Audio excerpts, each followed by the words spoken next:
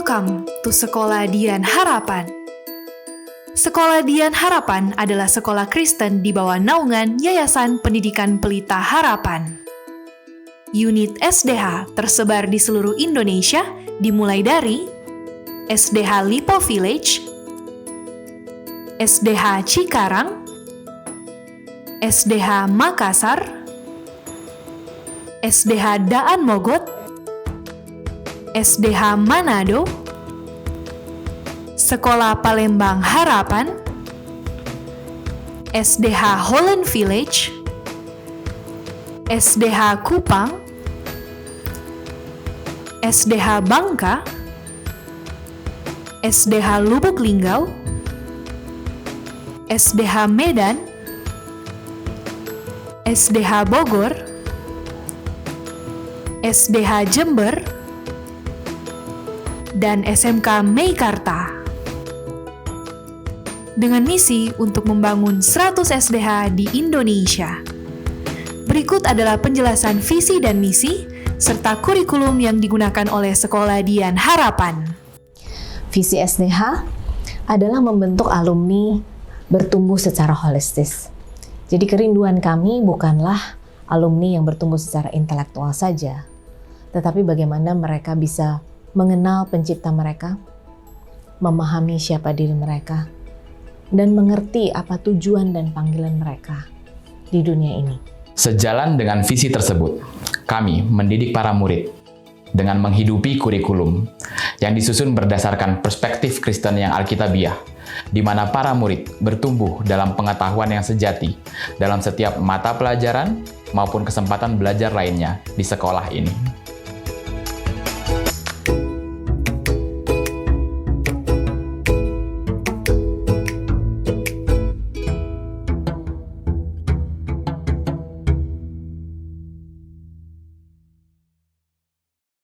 Apakah saat ini Bapak Ibu sedang memikirkan sekolah yang tepat bagi putra-putri Bapak Ibu sekalian?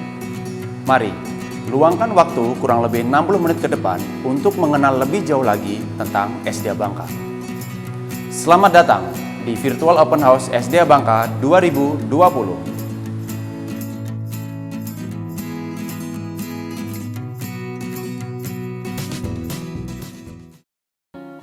Selamat pagi Bapak Ibu. Wah, senang sekali ya kita bisa bergabung dalam acara hari ini. Sama seperti yang tadi Bapak Agung bilang, kita hari ini akan bergabung dalam acara Virtual Open House SDH Bangka.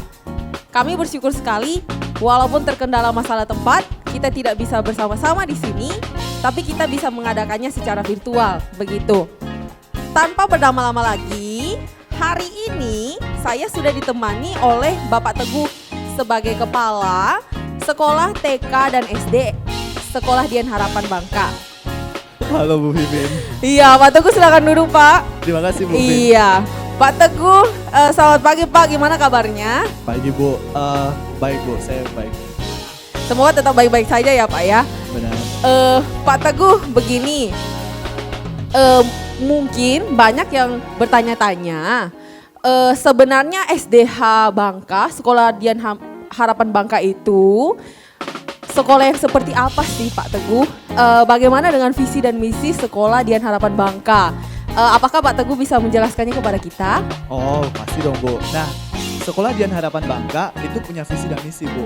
Nah, Oh iya, saya jelasin satu-satu nih ya Bu ya. boleh. Visinya, Ibu tahu KFC?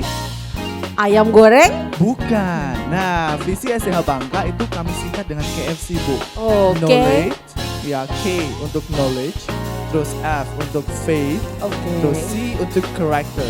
Wah, Oke, keren kan Bu? Keren Nah, sih. K itu true knowledge, kemudian faith in Christ, Oke. dan yang terakhir adalah godly character. Oke. Itu menjadi visi kami. Begitu. Oke. Baik Pak, terima kasih sudah menjelaskan kepada kami visi Sekolah Dian Harapan Bangka. Bagaimana dengan misinya Pak? Wah, untuk misi sendiri pasti ada dong Bu, ya. Iya. Nah, misi SDH Bangka sendiri adalah proclaiming the preeminence of Christ and engaging in the redemptive restoration of all things in Him through holistic education. Itu Bu misinya. Oh iya. Panjang kan? Panjang sih. Apakah Bapak bisa menjelaskan maksudnya sedikit, Pak? Nah, Bapak Ibu, kami dengan tegas ingin menyatakan keutamaan Kristus di dalam pendidikan kami, ya, di dalam pendidikan yang holistis, bukan hanya akademik tetapi semua ranah pendidikan, semua aspek pendidikan kami ingin menyatakan keutamaan Kristus di dalamnya. Begitu Bapak Ibu, dengan tujuan untuk mentransformasi bukan hanya pribadi siswa-siswa tetapi juga dunia pada umumnya. Begitu. Wah, Pak Teguh, sangat jelas sekali, tegas, bold, apa yang SDH Bangka mau capai dalam visi dan misi yang tadi Bapak sudah paparkan. Nah, tapi Pak Teguh, ada satu pertanyaan kritis dari murid kita mengenai visi dan misi ini sih, Pak. Ayo kita dengar dulu ya pertanyaannya. Boleh, Bu. Walaupun SDA Bangka merupakan sekolah Kristen yang mengedepankan Catholic karakter, tapi kenapa ya masih ada siswa yang masih memiliki karakter kurang baik? Wah, memang kritis ya Bu ya pertanyaannya, pertanyaan yang bagus untuk kita semua. Mungkin ini cukup menggelitik dan men-challenge kami ya di SDH Bangka sendiri untuk melihat penerapan visi dan misinya. Begitu. Nah, saya mau membawa sebuah perumpamaan nih Bu Vivin untuk menjawabnya. Begitu. Perumpamaan apa, Pak? Nah, begini Bu. Ibu pernah SD kan ya pasti? Pernah, pernah. SMP? Iya. Pernah, Iya, Ibu. seingat saya. Benar, waktu SD, SMP, ya pasti kita disuruh menanam kacang hijau atau tumbuhan yang lain. Benar Bu? Iya. Iya, mungkin anak-anak di rumah atau Bapak Ibu juga pernah menanam atau disuruh untuk bersama-sama menanam kacang hijau. Nah, Ibu Vivin, saya ibaratkan biji kacang hijau itu setiap murid kita yang pastinya bijinya itu berkualitas bagus. Benar kan Bu? Benar. Karena kita sendiri diciptakan oleh pencipta yang sangat bagus. Benar kan Bu? Betul, ya? betul. Nah, sedangkan kapas atau media tanam yang lainnya itu saya ibaratkan itu sebagai sekolah kita, Dian Harapan Bangka. Oke. Begitu Bu, yang sudah dikondisikan dengan kondisi sebaik mungkin, kelembaban, kapasitas air dan lain sebagainya ya. Kalau di sekolah ya berarti kurikulum, program dan semuanya sudah dikondisikan sebagus mungkin. Nah, ketika sudah sebagus itu, kita mulai tanam bijinya Bu. Begitu, benar kan? Bapak Ibu di rumah dan anak-anak juga, kita mulai tanam bijinya. Dan apakah waktu kita tanam langsung biji itu langsung tumbuh Bu jadi pohon kacang hijau? Tidak, pasti. Bener. Iya, bener Bu. Ya maaf saya potong ya, sangat semangat saya. Bener, pasti ada momen atau ada proses untuk dimana biji itu bisa tumbuh. Keluar akarnya, kemudian lama-lama dia bisa jadi pohon dan dia bisa berbuah. Begitu. Nah, ketika kita melihat itu semua, apakah Bu sekali lagi perkembangan itu semuanya sama nih, tingginya sama, lebarnya sama, besarnya sama, apakah begitu Bu waktu kita observasi kacang hijau itu? Tanamnya sama-sama tapi ada yang kecil, ada yang besar. Iya, begitu juga Bapak Ibu. Jadi kita semua bagus nih. Saya percaya anak-anak yang ada di Harapan maupun anak-anak yang ada di rumah tuh semuanya bagus. Tetapi kita butuh waktu yang berbeda-beda untuk bertumbuh. Begitu kan Bu ya.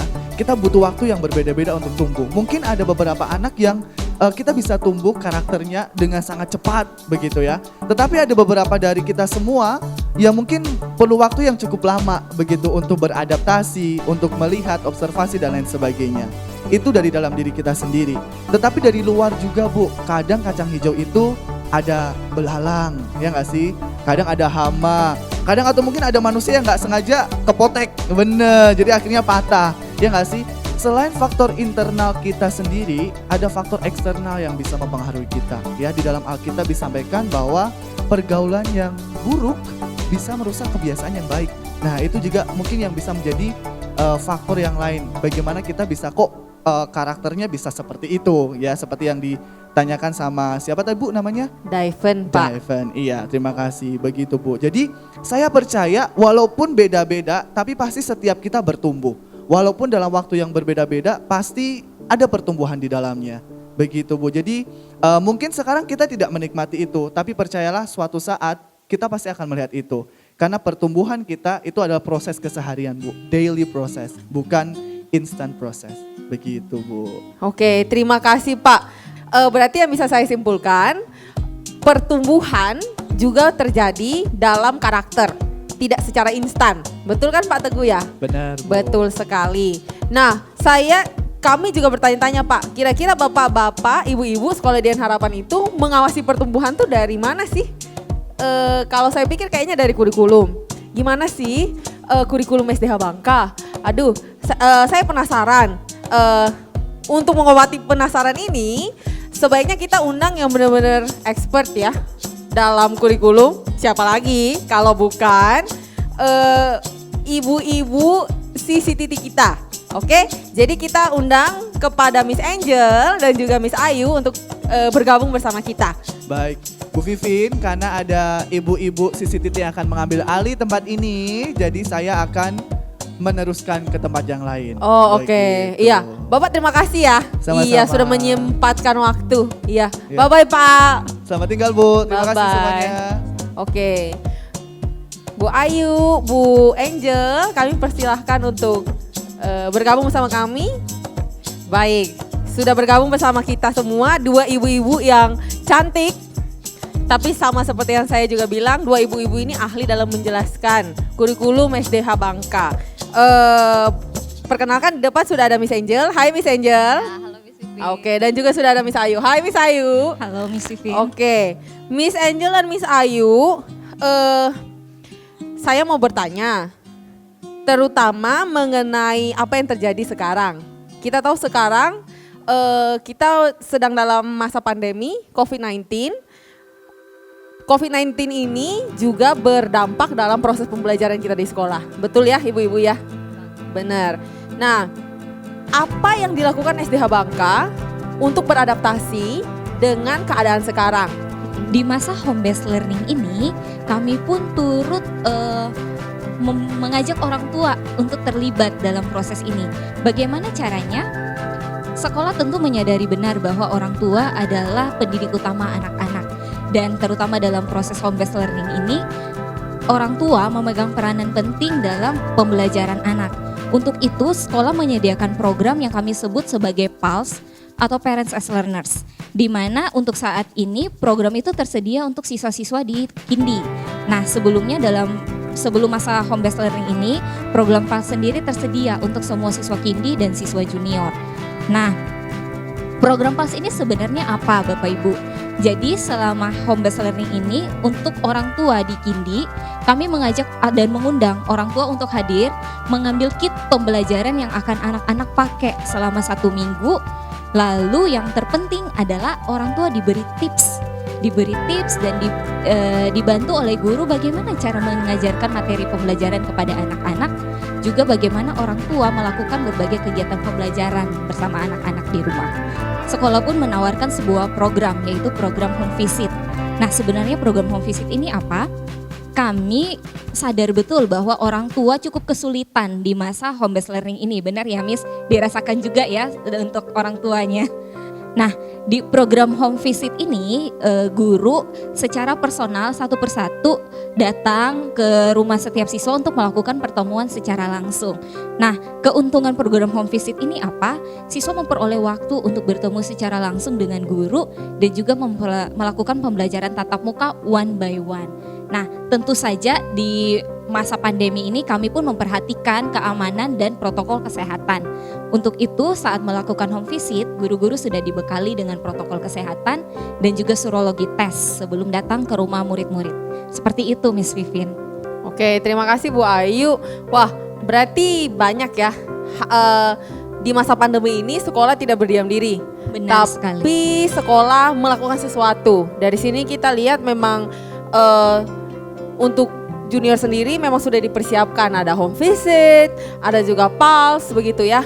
Saya yakin dengan hal-hal yang sudah Miss Ayu jelaskan bisa memperlengkapi anak-anak untuk mengikuti home based learning maupun blended learning, begitu ya. Benar Miss Vivin.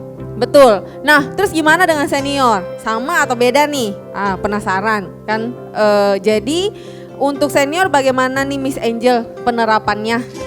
Oke, thank you Miss Vivin, thank you Miss Ayu yang sudah menjelaskan yang punya junior. Nah, kalau misalnya untuk senior sendiri itu juga sama Bapak Ibu. Jadi kita sudah mempersiapkan segala sesuatunya. Nah, cuma akan ada beberapa penyesuaian kurikulum juga, terutama terkait dengan HBL dan juga blended learning. Nah, jadi kalau secara keseluruhan gitu ya Miss Vivien, kurikulum senior itu seniornya SDH Bangka gitu ya, itu mirip seperti junior. Jadi kita tidak menerapkan anak atau tidak guide anak cuma untuk tahu secara teori aja.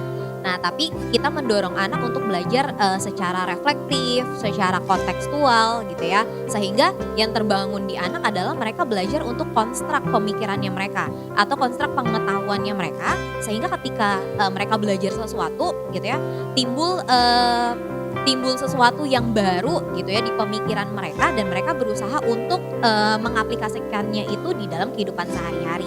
Nah, terus yang kedua mungkin yang berbeda di seniornya SDH Bangka itu kurikulum PE, nah atau physical educationnya kita. Nah, jadi kalau misalnya biasanya gitu ya olahraga itu hanya terfokus di dalam permainan gitu ya atau kegiatan-kegiatan olahraga. Nah, kalau misalnya di sini kami juga mau ngajak siswa gitu ya untuk memahami atau memiliki pengetahuan yang penting kalau healthy lifestyle itu penting sekali. Nah, lalu mereka juga nggak cuma diajar gitu ya untuk memiliki healthy lifestyle ini, tapi juga diajar untuk menyusunnya. Nah, bahkan untuk dirinya sendiri atau mungkin bisa untuk bantuin orang lain juga gitu. Jadi mereka bisa susun sendiri. Nah, itu targetnya kita juga di PE. Nah, lalu ada pembelajaran juga yang mungkin Miss Vivien juga jadi gurunya gitu ya, Inggris. Nah, jadi kalau Inggris kita gitu ya itu lebih kita coba bawa ke time based learning. Nah, jadi kita itu nggak cuma fokus di dalam belajar grammar, kita nggak terlalu fokus juga di dalam cuma tes gitu ya. Nah, tapi Inggrisnya kita itu juga berusaha untuk diajarkan ke siswa secara kontekstual. Nah, jadi nanti di setiap mata pembelajarannya Inggris gitu ya, kita punya tema-tema gitu yang akan memayungi segala pembelajaran Inggris. Nah, nanti pembelajarannya itu ada teksnya, lalu ada grammar, dan juga ada summative skill-nya mereka. Nah, jadi murid nggak cuma belajar grammar tanpa tahu ini grammarnya kapan dipakai gitu ya, atau ini kapan harus digunakan. Nah, tapi dengan tema ini yang memayungi segala sesuatu di pembelajaran Inggris, mereka jadi mengerti secara kontekstual pembelajaran ini, jadi saling terkait dan juga lebih bermakna satu dengan yang lain. Itu yang ketiga. Lalu yang terakhir, ini kurikulum yang khusus gitu ya untuk menggantikan elektifnya kita atau ekstrakurikuler ya kalau misalnya namanya di sekolah lain gitu ya. Jadi selama HBL atau blended learning, nah senior menerapkan SE atau self exploration. Nah, jadi siswa dibimbing sama gurunya gitu ya, sama homeroom untuk masing-masing menggali potensi dirinya mereka. Nah, jadi kalau biasanya walaupun kita tahu ya selama HBL, selama pandemi ini banyak sebenarnya waktu yang kosong gitu ya, karena nggak tahu mau ngapain, nggak bisa keluar rumah dan segala macam. Nah, tapi kadang-kadang itu jadi bikin diri kita nggak disiplin gitu. Nah, jadi dengan adanya SE ini kita ingetin anak-anak aware gitu ya, supaya waktu-waktu kosongnya mereka gitu ya itu dipakai untuk hal-hal yang berguna. Nah, jadi mereka diingatkan untuk gali potensi dirinya selama masa pandemi ini. Jadi ada sesuatu yang bisa mereka dapetin atau pelajarin atau kembangin lebih lagi di masa pandemi ini. Lengkap banget ya penjelasan Miss Angel, lengkap sekali penjelasan Miss Angel mengenai pembelajaran yang terjadi di senior ya Bu ya. Mulai dari SE, mata pelajarannya mungkin sedikit berbeda begitu ya. Penjelasannya sudah sangat lengkap Miss Angel.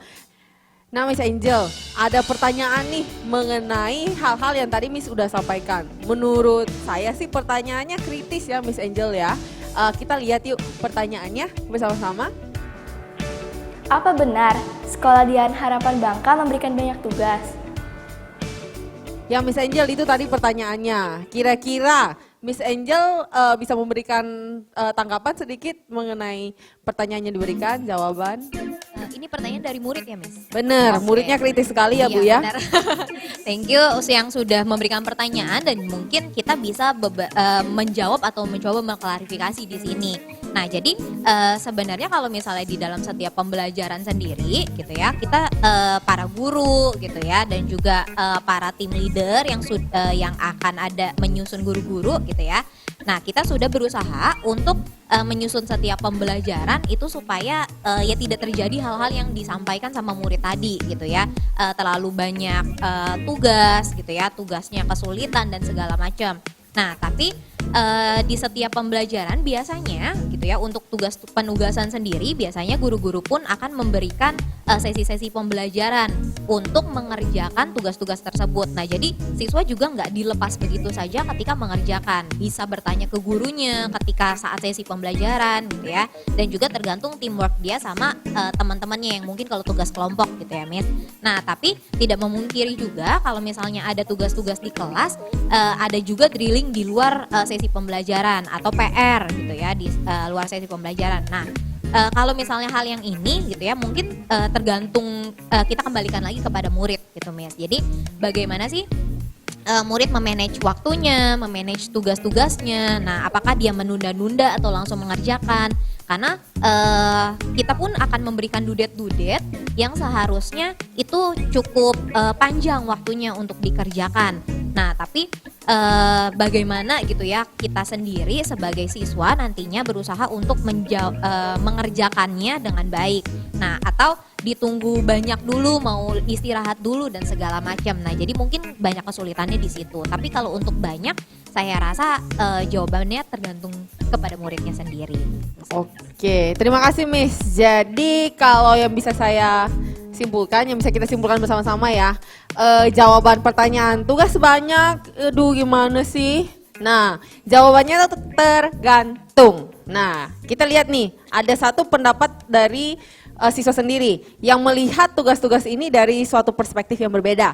Yuk, kita lihat bersama-sama. Nama saya Kristal Vero dari kelas 11 IPS Sekolah Dian Harapan. Pada siang hari ini saya akan menjawab pertanyaan apakah Sekolah Dian Harapan memiliki tugas yang banyak atau tidak. Menurut saya Sekolah Dian Harapan memiliki tugas yang tergolong banyak. Tetapi banyak juga sisi positif yang diberikan kepada murid-muridnya, yaitu dengan melatih kedisiplinan kami, ketelitian kami, serta tanggung jawab. Serta banyak atau tidaknya itu tergantung dari siswanya masing-masing. Jika tidak dikerjakan ya tugasnya maka akan memberatkan dia sendiri atau semakin banyak. Jika dikerjakan secara cicil-cicil maka tugasnya juga akan semakin ringan. Tugas yang diberikan oleh guru-guru SDH juga tidak selalu menghafal atau materi. Terkadang juga melatih kita untuk berpikir bagaimana pendapat kita.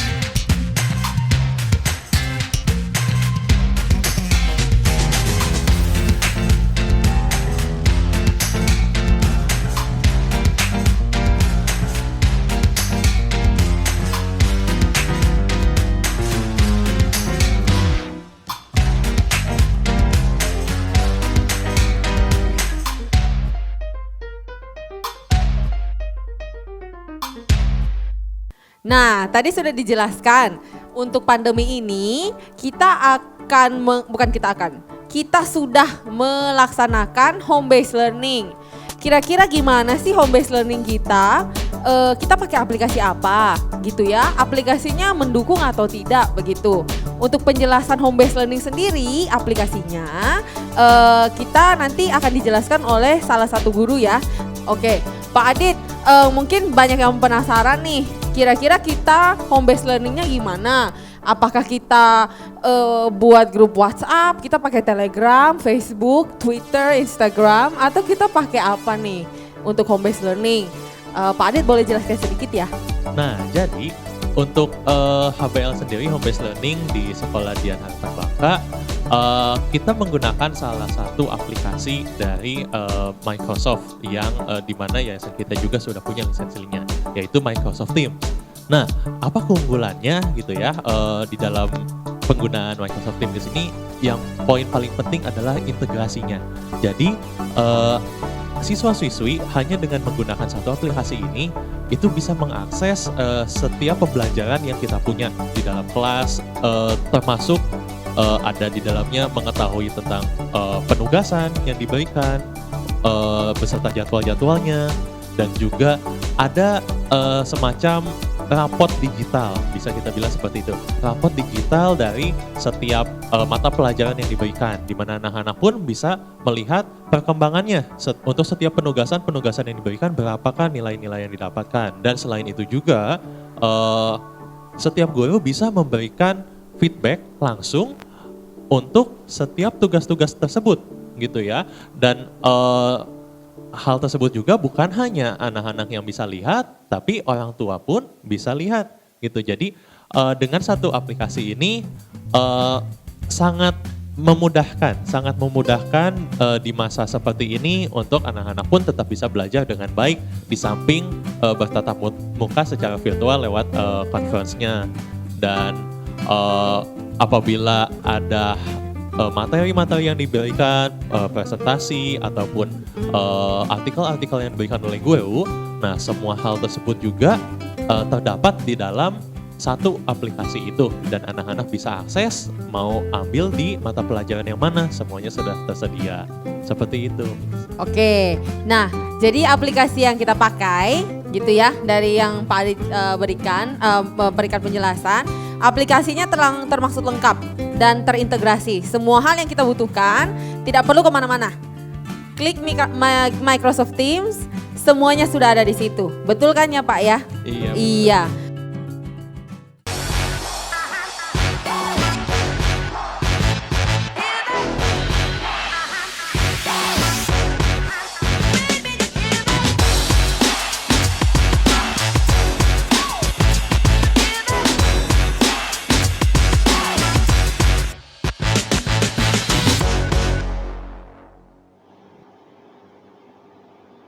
Halo, selamat datang di Sekolah Dian Harapan.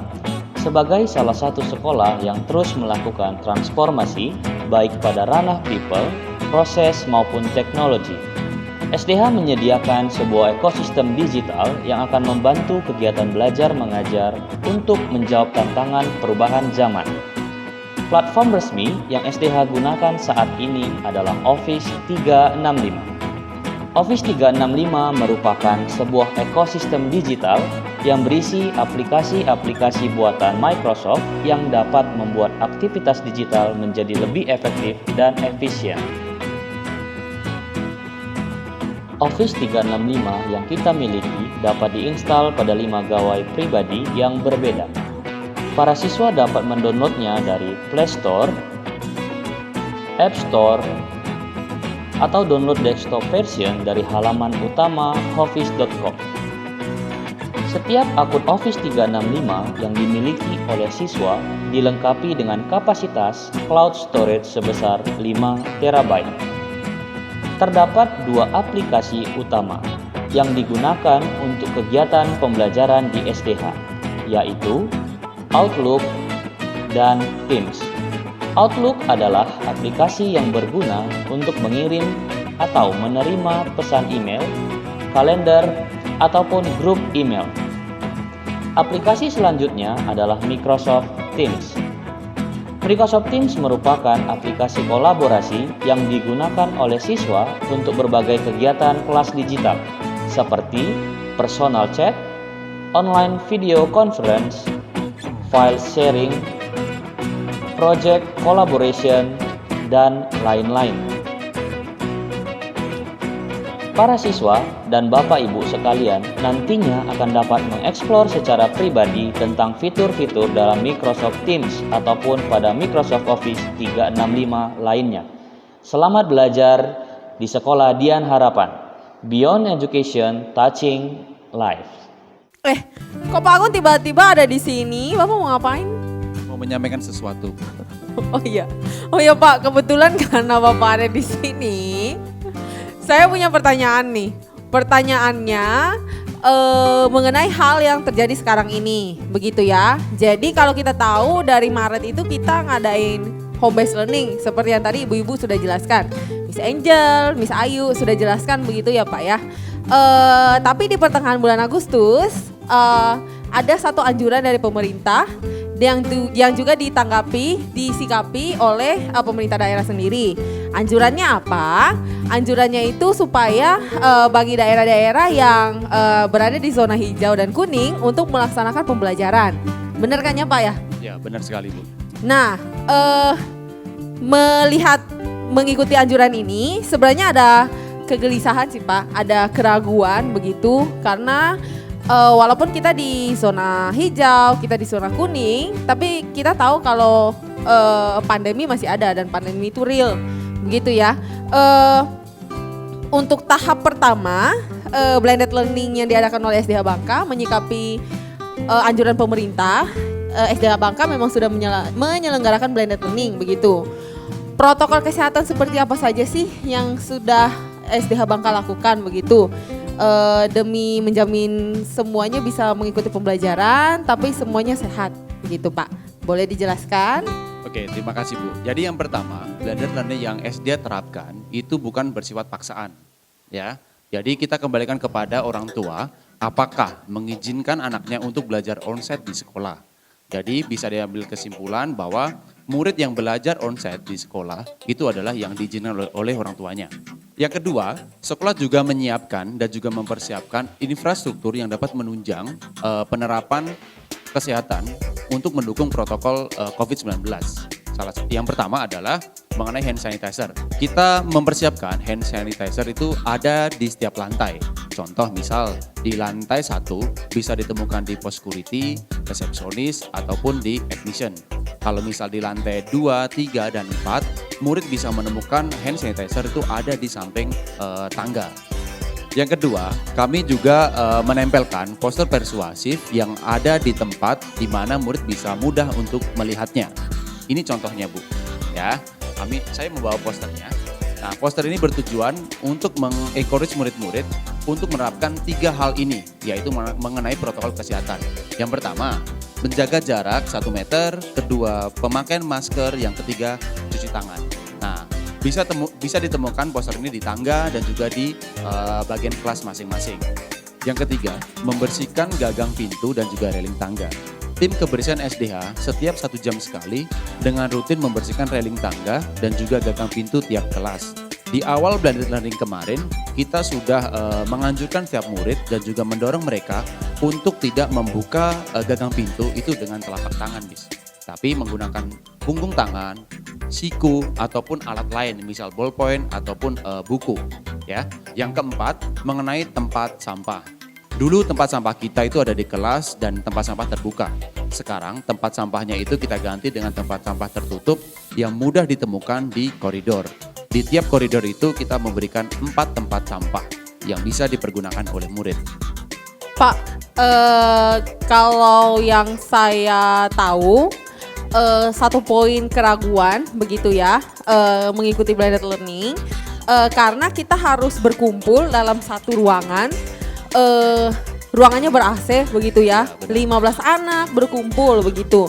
Bagaimana dengan masuk keluarnya udara begitu di dalam ruangan kelas? Ya, berarti tentang ventilasi udara ya. Nah, di tiap kelas kita mewajibkan guru untuk selalu membuka jendela. Jendela dalam 1 hari hanya ditutup selama 2 jam, yaitu dari jam 10 sampai jam 12 saja. Selebihnya jendela itu akan terbuka dengan tujuan ventilasi udara itu bisa, pertukaran udaranya bisa lancar Bu, seperti itu. Nah, untuk infrastruktur yang terakhir, yang keenam adalah mengenai jaga jarak. Seperti di poster tadi yang saya sudah sampaikan, kita mengatur jarak tempat duduk murid itu kurang lebih 1,5 meter. Jadi jaraknya itu sesuai dengan protokol kesehatan yang sudah pemerintah anjurkan, seperti itu. Oke, dari penjelasan Bapak, saya bisa simpulkan kalau sekolah sudah menyediakan infrastruktur yang cukup memadai untuk melaksanakan blended learning seperti itu ya Pak ya. Tapi kita tahu kalau anak-anak datang sekolah tanpa pengawasan atau tanpa aturan yang jelas begitu, apalagi tidak ada pengawasan, kemungkinan mungkin kita akan miss di bagian yang kita mau, terutama di physical distancing gitu Pak. Saya mau bertanya, gimana sih mekanisme mereka datang ke sekolah begitu? Ya, gimana Pak? Mereka datang ke sekolah itu apakah seperti biasa atau bagaimana? Ya, pada saat murid datang ke sekolah, jadi kita serius menjaga physical distancing ini untuk diterapkan dan juga dilakukan oleh setiap warga sekolah. Yang pertama, misalnya pada saat murid datang ke sekolah, di depan pos security itu kan ada pengukuran suhu dan juga pemberian hand sanitizer di situ. Nah, di saat itu pun kita juga mengatur jarak mereka satu persatu. Di situ ada poster bertuliskan stand here ya. Jadi setiap murid wajib menginjak poster itu. Nah, poster itu kita sudah atur jaraknya kurang lebih 1,5 meter juga. Gitu. Oke, satu titik lagi nih yang biasanya di momen-momen ini anak-anak tuh selalu deket-deketan. Nah, momen break dan lunch, mereka makan bareng di kantin kan deket-deketan ya Pak ya. Gimana sih sama waktu blended learning sekarang ini? Nah, pada saat pembelajaran blended learning yang kita terapkan ini, dulu murid mungkin makan ataupun jajan di kantin ya Bu. Ya, sekarang murid makan makanan break mereka dan juga lunch itu di kelas, yaitu di meja masing-masing. Dan dijaga oleh guru subjek yang mengajar saat itu ataupun guru piket lainnya. Jadi bisa dalam kesimpulan bahwa murid makan makanannya yang ada di kelas, seperti itu. Tidak boleh berpindah kemanapun. Oke, saya kepikiran satu lagi Pak. Selain break dan lunch, murid-murid itu juga biasanya setiap kelas tuh izin ke toilet. Nah, kalau satu-satu dari kelas kan emang dikit, tapi kalau misalnya 7A ke toilet, 7B ke toilet, sampai kelas 9 ke toilet, di toilet kan ramai, itu gimana? Nah, sama juga dengan makan tadi, murid misalnya mau ke toilet, mereka wajib izin kepada guru yang jaga yang ada di kelas seperti itu. Jadi guru jaga berhak mengizinkan atau tidak murid itu untuk ke toilet atau tidak, seperti itu. Nah, misalnya diizinkan nih, misalkan diizinkan murid itu untuk ke toilet, nah guru jaga itu mengatur alurnya satu persatu, jadi tidak boleh bergerombol keluar bersamaan, tapi satu persatu dan juga wajib menjaga jaraknya. Sesampainya di toilet, di situ juga nanti ada guru yang kita minta untuk menjaga alurnya. Jadi dalam toilet itu maksimal hanya 3 murid Bu, 3 murid laki-laki dan juga murid perempuan di toilet masing-masing. Lebih daripada itu, guru jaga akan mengatur atau mengarahkan murid untuk ke toilet lainnya.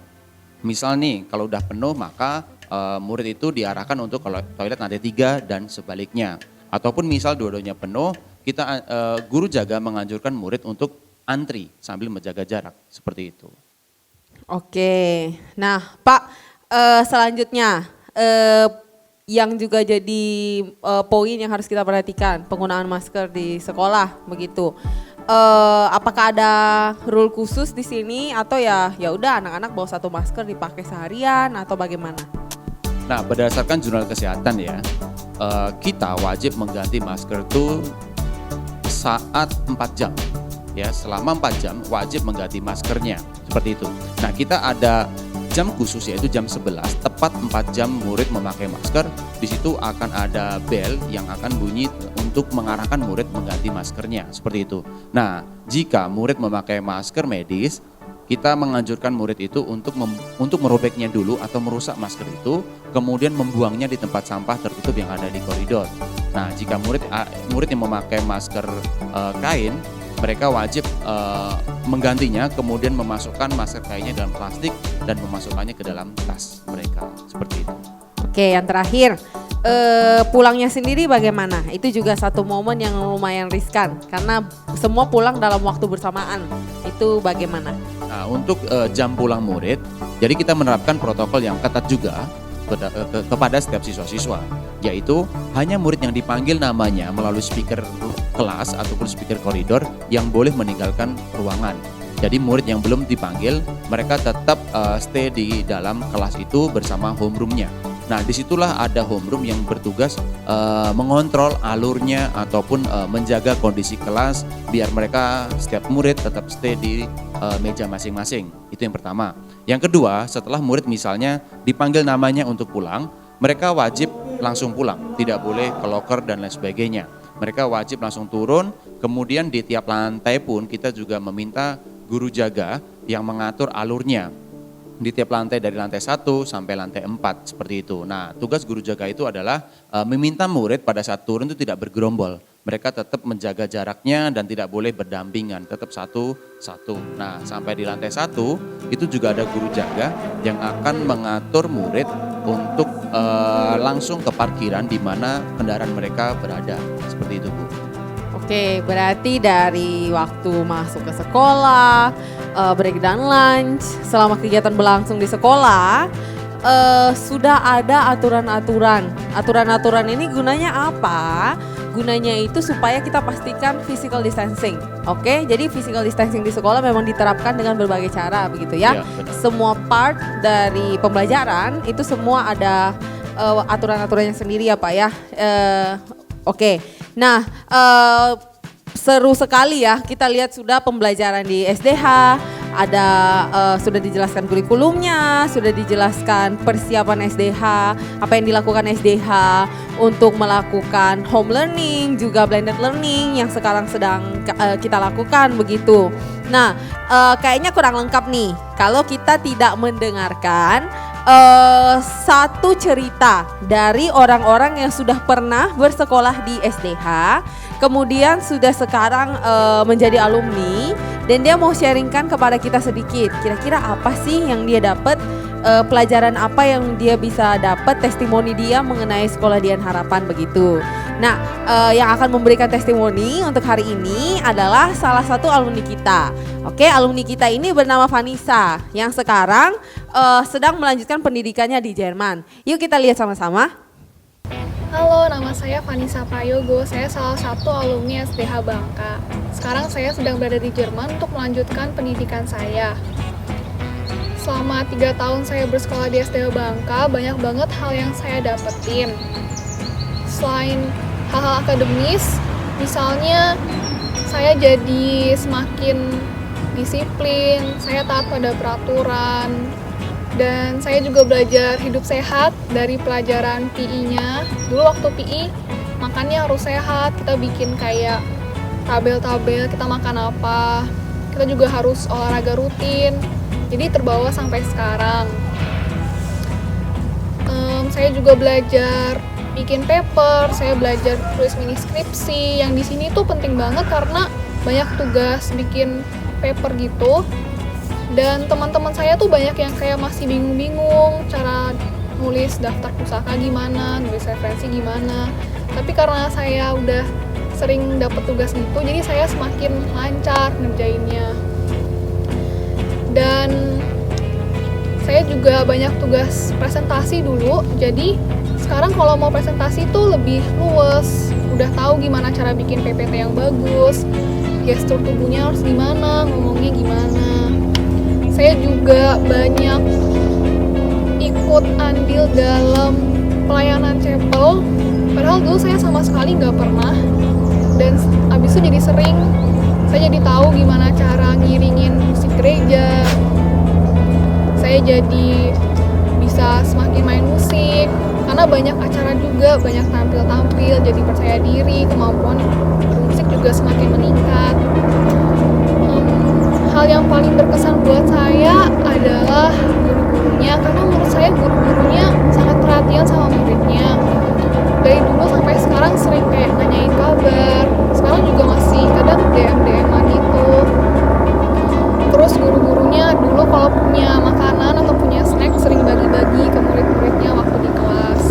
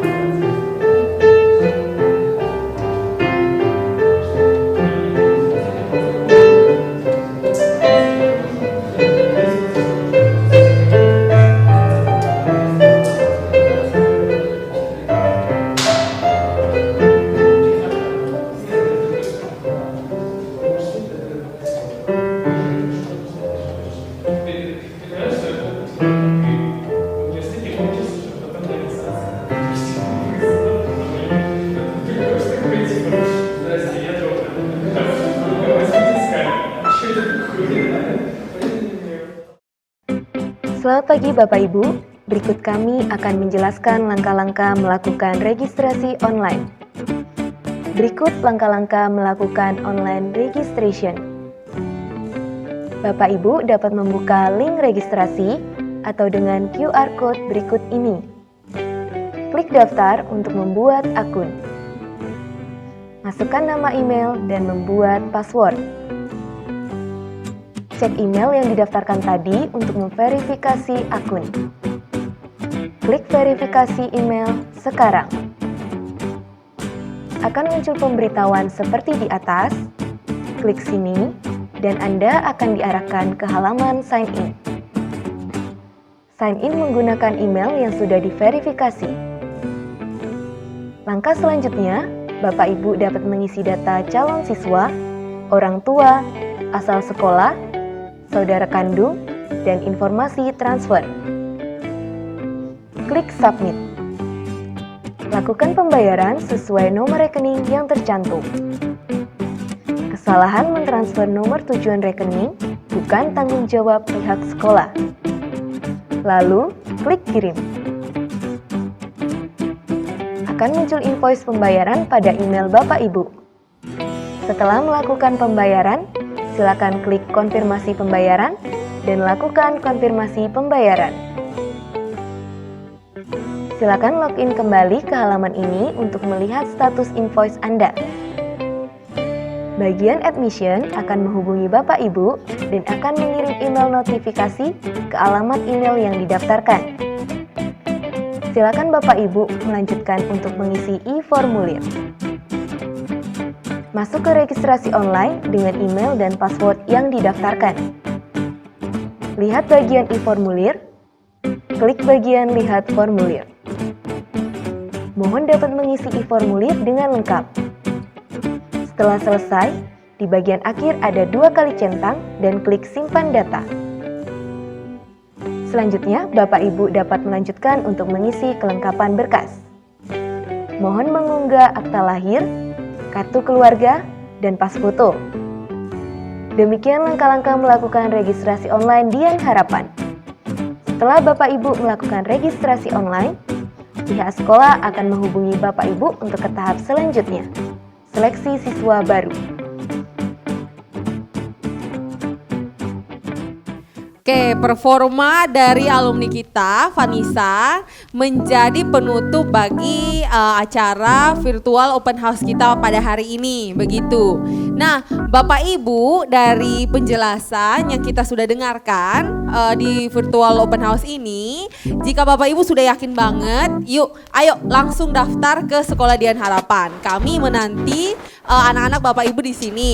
Nah, bagi Bapak Ibu yang mungkin masih punya pertanyaan, terutama mengenai admission, pembiayaan begitu, atau pertanyaan mengenai kurikulum, kami sudah menyediakan 3 link conference. 3 link conference ini Bapak Ibu bisa akses di description box di bawah. Yang pertama, linknya itu mengenai admission dan juga pembiayaan untuk masuk ke SDH Bangka. Yang kedua, link conference yang kedua adalah mengenai kurikulum TK, SD, Junior SDH Bangka. Yang ketiga, link conference yang ketiga tentang kurikulum senior SDH Bangka, begitu. Jika masih ada pertanyaan, Bapak Ibu, kami himbau Bapak Ibu untuk bergabung dalam sesi tanya jawab kami, begitu. Demikianlah acara kami. Terima kasih Bapak Ibu sudah bergabung. Selamat pagi semuanya. Bye bye.